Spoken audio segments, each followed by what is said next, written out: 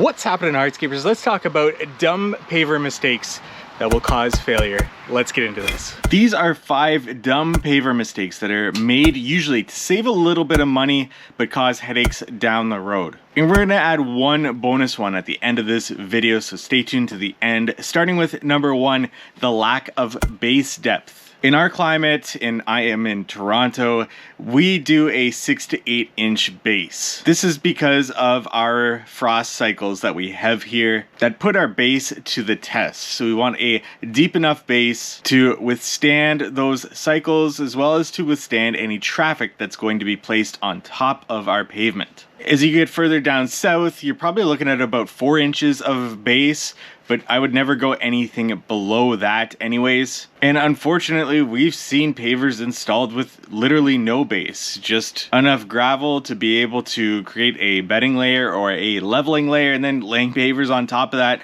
and it doesn't even last at winter time. Part of our business is actually doing lift and relays, and when we start to lift those pavers and see what's underneath, we see what went wrong in that base typically. And I'd say a big portion of those is usually about that base depth or not being able to remove the organic materials. So even if you do start digging for your base preparation and you're still hitting topsoil, you're not getting down to that subsoil, that clay, sandy, silt mixture. You unfortunately need to keep on digging until you hit that solid subsoil. Otherwise, that organic material will continue to degrade over time and settle your patio. And ultimately, having to excavate more material, dispose of it, bring in new gravel and install it, that is an expensive thing to do.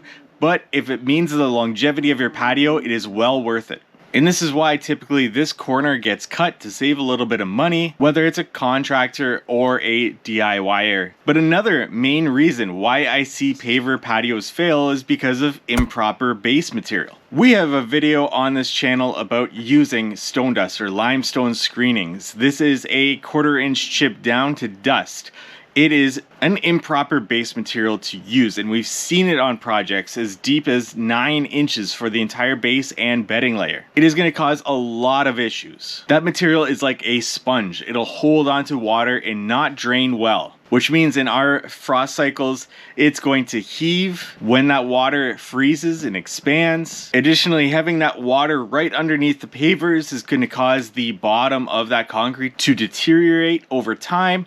And not to mention that jointing compound. If you're using a polymeric sand or really any jointing compound, that is not going to have time to cure. The water is always going to be there, and it's going to also deteriorate. Once again, this comes down to cost. This stone dust, limestone screenings is inexpensive. It's the tail end of the quarry when they're producing aggregates of different sizes. It's literally the leftovers that they can sell off, make a little bit of money, and then the contractors that buy it are getting a less expensive product to install. But really, contractors should be going to a dense graded base, open graded base, or a synthetic base, even a concrete base. All of these are appropriate base materials to use for a paver patio. And we got videos on each and every single one of these. And throughout this video, if you have a question about any topic that I do bring up, we have links in the description that will take you to all of these different videos that we have. The next dumb paver mistake is compaction and a lack of compaction. It's obviously very important to be able to compact your base material properly, because not getting a proper compaction rate will cause your paver patio to settle. But what you typically see is a small compactor not rated well enough to be able to compact the depth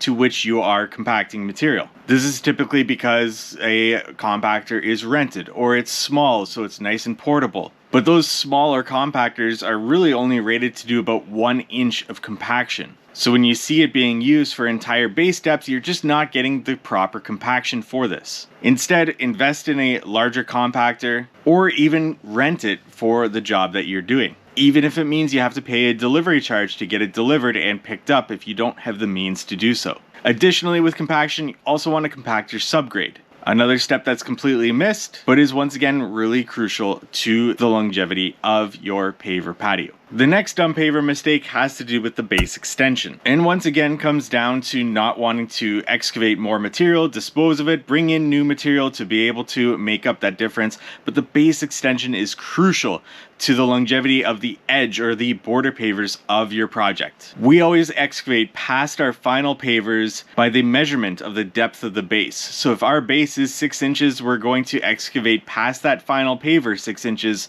for that base extension. If you do not have a base extension, those border pavers will continue to settle as the earth beyond the paver project continues to settle over time. And without that base extension, you don't have anywhere to install your edge restraint on top of, which needs to be installed on top of the base material and not the bedding material. And the fifth dumb paver mistake would be the polymeric sand installation or the jointing compound installation, and this has to do with consolidation. Whenever you sweep in a jointing compound, it does need to be consolidated down to the bottom of the joint of that paver. Additionally, compacting your pavers, seat those pavers into your bedding layer in that process as well. It's a crucial step in the process of interlock. If you do not consolidate or compact your pavers, that jointing compound won't make it down to the bottom of the joint. What will happen is those larger granules within the polymeric sand or jointing compound will choke out the rest of the material from getting down to the bottom of the joint. So if you do that, you'll have air pockets or voids in those joints, where over time the jointing compound on top will just erode down to the bottom of the joint and cause a failure of that system. So what you need to do is sweep in your polymeric sand, use a compactor with a mat on it to protect your pavers, and compact that polymeric sand in your pavers down to the bottom of the joint. And you will see that that sand does settle quite a bit.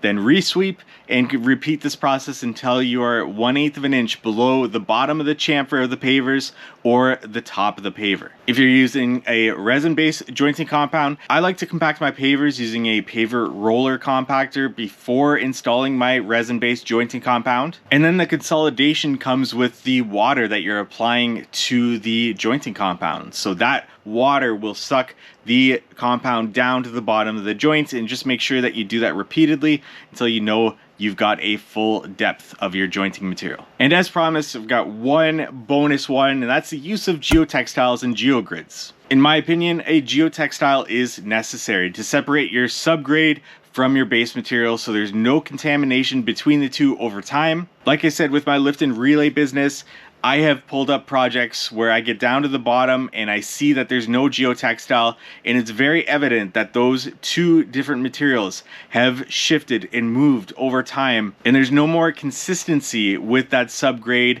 and that base material, which will cause problems. So I like to use a non-woven geotextile to separate my subgrade from my base material, and then I like to use a biaxial geogrid somewhere in my base, whether that's directly on top of that non-woven geotextile or halfway in that base material. This will help stabilize that material that's placed on top of the geogrid. This is once again a bonus thing that you can do to help preserve the longevity of your paver patio, and once again comes down to cost savings to not want to do this. But really, we're in the business of giving our clients the best possible product, and these are the 5 dumb paver mistakes that I see a lot of people doing, and based on the projects that I tear up, a lot of things that are happening to cause the failure of your paver patio.